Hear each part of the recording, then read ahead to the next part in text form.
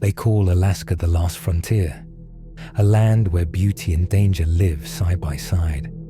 Endless forests, mountains like walls of ice, and a silence so deep it can swallow you whole.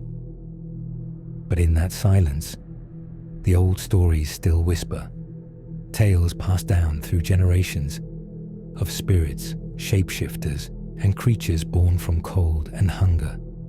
Tonight, we travel north, to the place where the land ends and the legends begin.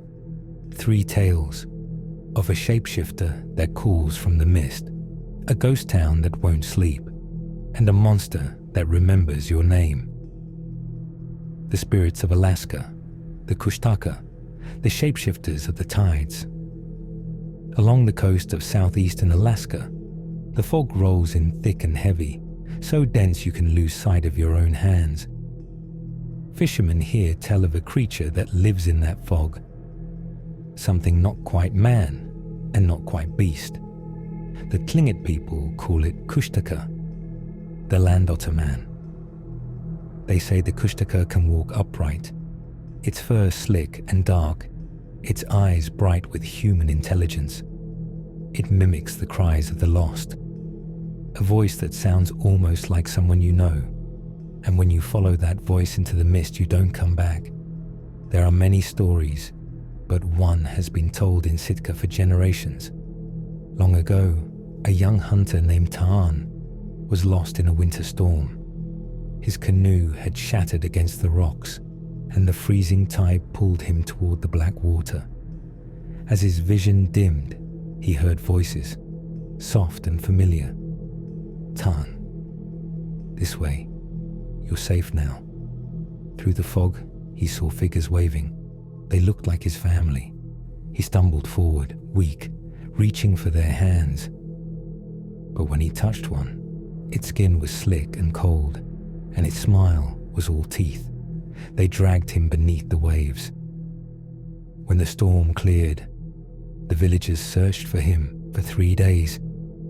All they found was his paddle, washed up on shore, and tracks that looked half human, half otter, leading into the sea.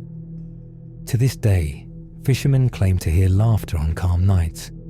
Sometimes it sounds human, sometimes not.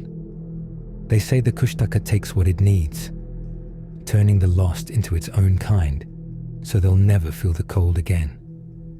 Others whisper that the creature feeds on souls, collecting them like seashells beneath the waves. Either way, when you hear your name in the fog, don't answer. The ghost town of Kennicott, hidden deep in Alaska's Wrangell Mountains, lies a town frozen in time.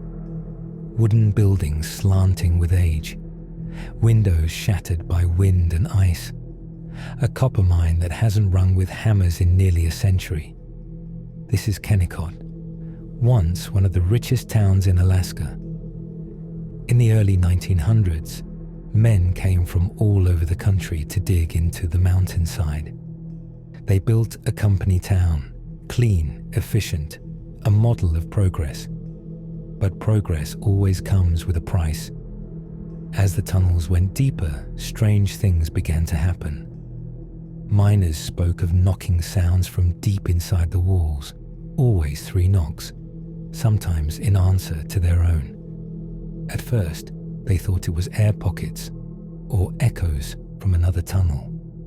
But when one man followed the sound, he found a dead end and something knocking back. That same week, a miner named Harold Denton disappeared underground. His lantern was found days later, still burning beside his helmet. They sealed that shaft, but some nights, workers swore they could still hear him, hammering, calling for help. By 1938, the copper was gone. The train stopped running. The miners left, but not everyone stayed buried. Hikers who visit Kennicott today say they've seen lights in the mill at night, like someone still working the late shift. Others have heard footsteps crunching in the snow behind them, though no tracks follow. One woman claimed she saw a man standing in a window of the hospital, staring down at her. When she called out, he turned, and she saw that his face was half shadow, half bone. The National Park Service calls it preserved history, but the locals say the mountain still wants its due, and that the miners who took too much are still working, trying to pay it back. The Wendigo of the North. Not all monsters are born from the land. Some crawl out of hunger. The Wendigo, a creature of starvation and greed, is said to haunt the northern forests. Its legend began in the Great Lakes, but has found a new home in the endless woods along the Yukon-Alaska border. The native Athabascan people call it Kennot, the one who devours itself. The story goes like this. A trapper named Joseph McCord built a cabin near the White River in 1921. He was alone, by choice. All winter, he hunted, trapped, and filled his cellar with meat and pelts. But by February, the storms came early. His firewood ran low. The animals vanished. Weeks passed. He began hearing things, footsteps crunching outside, low moans just beyond the walls. One night, he woke to the sound of his own voice, whispering his name from the other side of the door. "Joseph, it's warmer outside." He lit a lantern. There were prints in the snow. Too large to be human, too thin to be bear. He stopped writing in his journal after that. When the thaw came, a search party found the cabin burned to the ground. No sign of McCord, only bones scattered in the ashes and huge tracks leading north into the trees. They say the Wendigo is what happens when a man's hunger outlives his soul. Its heart is frozen, its mouth stretches too wide, and its voice sounds like the one you trust most. Even now, hunters report seeing a tall, emaciated shape in the whiteouts. Glowing eyes, long fingers, moving faster than anything on two legs should. And when the wind screams your name in the blizzard, don't look back, because what's following you might just be what's left of the last man who did. You've been listening to Haunting Legends, where the old tales still breathe and the past is never truly gone. Leave a light burning and join me again for another journey into the unseen.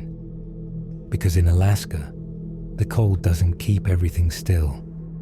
Some things keep moving.